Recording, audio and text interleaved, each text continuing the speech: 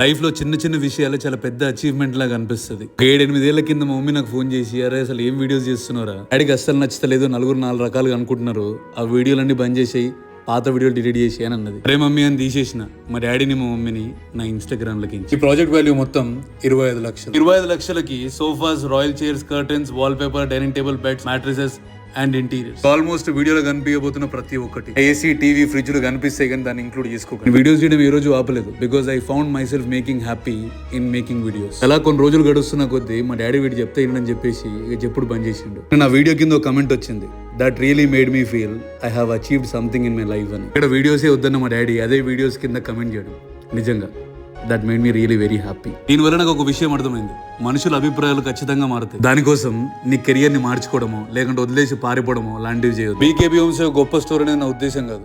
ఇక్కడ నేను చేసే ప్రతిదీ వీడియో తీసి అట్లా పోస్ట్ చేస్తాను. నచ్చినోడు చూస్తాడు, నచ్చినోడు తిడతాడు, పాడొద్దు జర్నీ.